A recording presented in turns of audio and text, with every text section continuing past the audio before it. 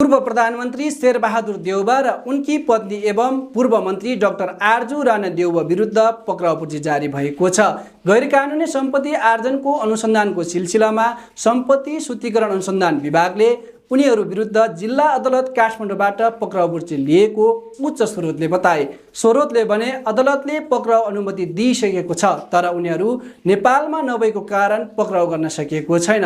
हाल देउवा दाम्पति विदेशमा छन्। 21 फागुनको चुनाव अघि देउवा दाम्पति सिङ्गापुर गएका थिए। उनीहरू त्यहाँबाट हङकङतर्फ लागेको समाचार पनि सार्वजनिक भएको थियो। यसअघि जेन्जी आन्दोलन हुँदा शेरबहादुर देउवा र उनकी पत्नी आरजू देउवामाथि कुटपिट भएको थियो।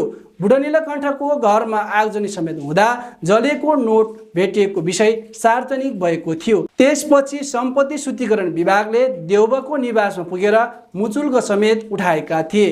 विभागले पत्रचारपछि अहिले त्यसको अनुसन्धान सिआइबीले अघि बढाएको हो।